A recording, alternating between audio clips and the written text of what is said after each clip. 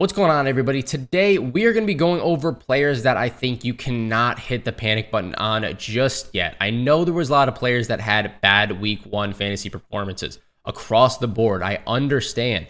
But there are some extreme overreactions in my comment section and also all over social media talking bad about these players. We got to go over it in this video, starting it off with number one, Brandon Cooks, and I'm also going to throw in CeeDee Lamb because he was probably a late first round pick, early second round pick, at least in 12-man leagues. So Brandon Cooks on Sunday night against the Giants finished with 2 catches for 22 yards. CeeDee Lamb finished with 4 catches for 77 yards. This was all because of the game being 40-0. This was an absolute blowout. Do you guys really think that the Dallas Cowboys are going to sit there when they're going into halftime up 26-0 and throw the ball in the second half? There's absolutely no reason to do that. The New York Giants couldn't move the ball 5 feet down the field, so there's no reason they're going to be throwing to these guys. Of course, Tony Pollard's going to be getting most of this work and scoring the most fantasy points on the team. Now, normally, you don't expect the Giants to get absolutely steamrolled like this. You don't expect any NFL team to play that poorly, but sometimes things happen like this. The Dallas Cowboys defense is not going to shut everybody out all year long. There is going to be close games here and there throughout the season, and the Dallas Cowboys are going to have to throw the ball a lot more than they did this last Sunday night. Now, the good news is that Brandon Cooks ran just as many routes as Michael Gallup and just 4 less than CeeDee Lamb did.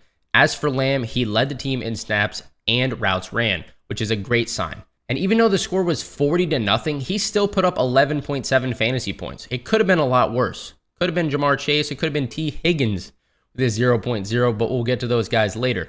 Also, a little bit of a side note, also in this same game, Jake Ferguson led the team in targets with 7 in his first ever game, even though this was a blowout win. I would definitely keep him on your radar if you need a tight end in the upcoming weeks. Next up, we're going to talk about 2 players here. We got Lamar Jackson and Jalen Hurts, a couple of stud quarterbacks that were probably drafted within the first 5 quarterbacks of your league.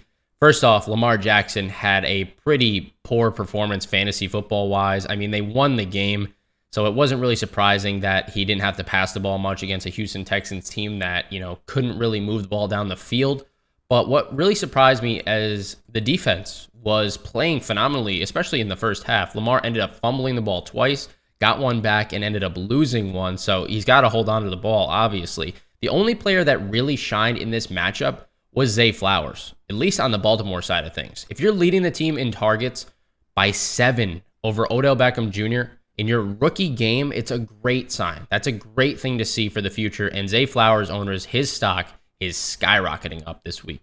He was also on the field 2 times as much as Rashad Bateman was. So he should be the number 2 on the opposite side of Odell, and then Bateman might be the 3rd in this offensive scheme. Now, as for Lamar goes, he was 17 for 22 passing, but he knew they really didn't need to pass the ball too much. They didn't need to be airing it out like crazy. Like I said, the Houston Texans didn't move the ball too much down the field.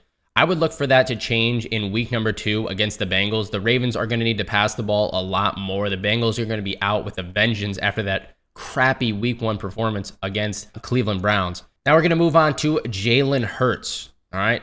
This game, it was absolutely downpouring. Right when I turned the game on, I knew some funky crap was about to happen. What can you really expect? Although Mac Jones had a good game, so I can't really make too many excuses for Jalen Hurts. Mac Jones had to throw the ball so many more times. The Eagles went up in this game. I think it was 16-0.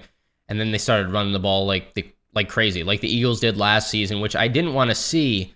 For fantasy-wise, for fantasy points-wise, you want to see them, in close games or even trailing at certain points. That was not the case in this one. Even though he still got A.J. Brown and Devontae Smith the ball enough for them to have fantasy-relevant weeks, so that's a good sign if you're owners of those 2 players. Now, if the Eagles don't pull ahead early in the game, Jalen Hurts is going to be a top 5 quarterback going forward. I'd expect a massive difference in week number 2 against the Vikings on Thursday night. Number 3, we have Kenneth Walker. Now, this game against the Rams was so ugly for the Seahawks, especially in the second half. They couldn't move the ball at all. I would argue that Walker was one of the 2 bright spots on this team. If you had to pick 2 on the Seahawks, I'd say Kenneth Walker and DK Metcalf, just because he caught that touchdown. If DK didn't even catch that touchdown, we'd be having a different conversation. But Kenneth Walker averaged 5.3 yards per carry, and he only had 12 attempts because, like I said, they didn't give him any chances in the second half. They were losing the entire second half of this game. So why are you going to run the ball? It doesn't really make too much sense. Also, he had 4 receptions in this game. Even though they absolutely went nowhere, that should kind of eat into the narrative that Zach Charbonnet was going to get the passing work in this offense. Not in week number 1, he didn't. So that's a good sign for Kenneth Walker as well. K9 also saw 32 snaps compared to Dallas and Charbonnet's 11 each.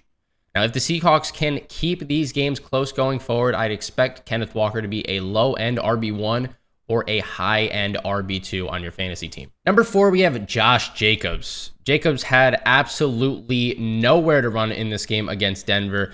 This was a very slow, grindy game, just like every Denver Broncos game that I've ever watched in the past. This is exactly what you expect when you turn on a Broncos game. Jacobs was on the field for 47 snaps out of a possible 59. So Zamir White, Amir Abdullah, absolutely no threat. They're basically non-existent in this offense compared to Josh Jacobs.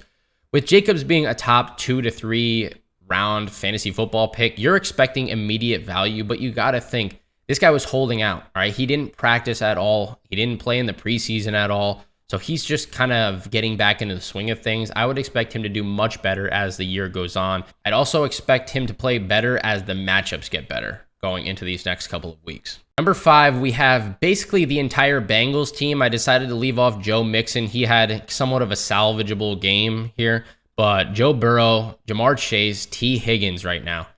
Very ugly weather in this game, but I can't make too many excuses for the Bengals because Deshaun Watson looked, decent. He looked decent while the whole Bengals roster was stopping in their tracks. All right. They always have problems with this Cleveland Browns team, especially on the road. We talked about it before this week that we thought the Browns were going to have a better game than the Bengals, and that's exactly what happened here. This will be, I'm going to go on record saying this right now, this is going to be Joe Burrow's worst game of the season.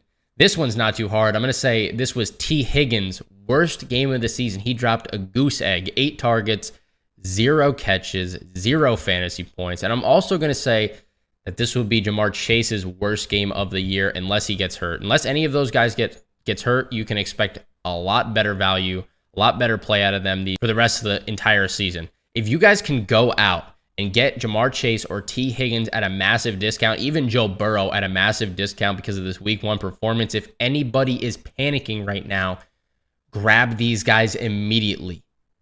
All right, make a trade for them because they're going to be great the rest of the year. I have no worries about this Bengals offense going into the rest of the year. Do not be panicking on them just yet. Number 6, we have Jamir Gibbs on that Thursday night game. Do not be hitting the panic button on Jamir Gibbs. He looked great. He was only on the field for 19 of a possible 70 snaps on offense and still managed to get you 8 PPR fantasy points. That's not bad at all. Just imagine what he's going to do when he plays the majority of the snaps in this offense. Dan Campbell already said that he's going to see more work heading into the next couple of weeks, and they're going to slowly integrate him more and more every week into this offense. He should also be playing more 2 running back sets with David Montgomery on the field. Gibbs should be lined up as a wide receiver or whatever the case may be. They need to manufacture him more touches. He will be a fantasy football winner going into the latter portion of this season. If you can trade for Jamir Gibbs, I think week number 2 or 3 is going to be your last possible chance to go get Jamir Gibbs. So if you can get him at a discount right now, go out and do so.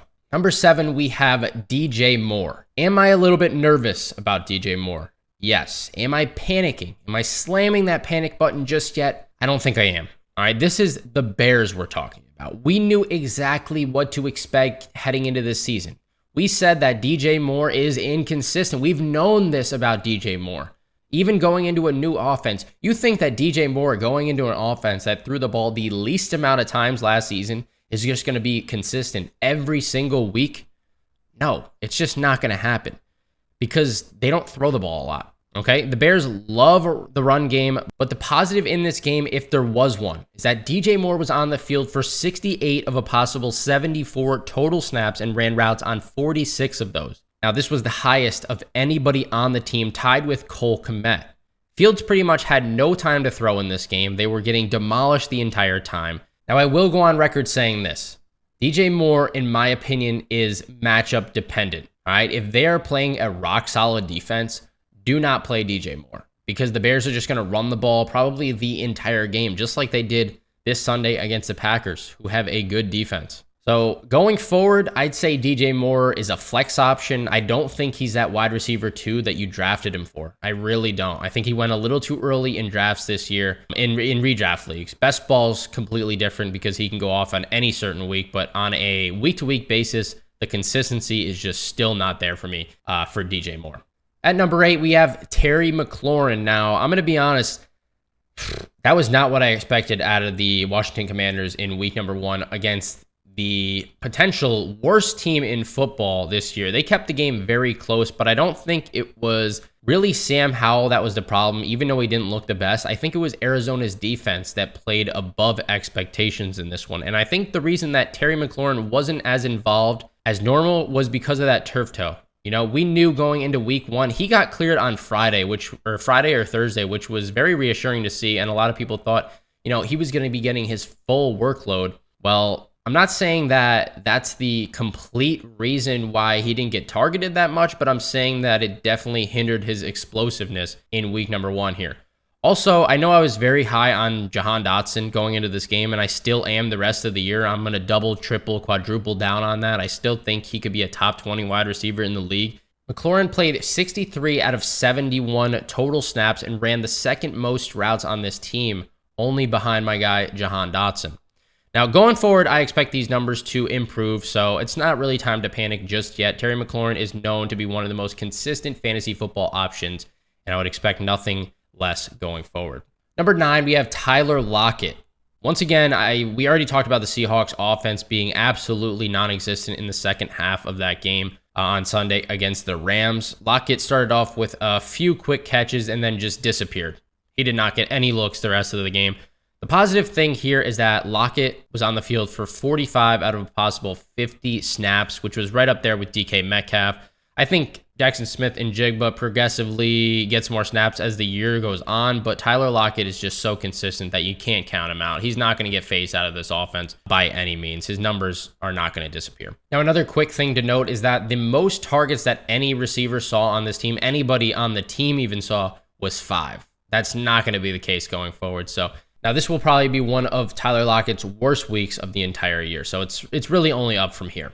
Number 10, here we have Sky Moore. That 0.4 in PPR was ugly, and it let a lot of people down that started him at the flex position. But Sky Moore was on the field more than any other receiver in this game. He played in 45 out of 65 of the snaps, ran the second most routes on the team, but I did expect a lot more from him in week 1 where Travis Kelce was missing. Honestly, I don't think the Chiefs really know what to do when Travis Kelce's not on the field. So I think when Kelce gets back on the field, it's actually going to improve Moore's value, as surprising as that sounds. Weird overall game for the Chiefs. If anything, I would be buying into Sky Moore dirt cheap at this value. You probably drafted him in the 9th or 10th round, so you cannot drop this guy to waivers just yet. Don't hit the panic button yet. I'd wait another 2 to 3 weeks. If he still doesn't do anything, then maybe you can think about dropping him, but hold him tight for right now. Anyways, if you guys enjoyed this video, make sure to drop a thumbs up, subscribe to the channel if you are new. I will catch you in the next video.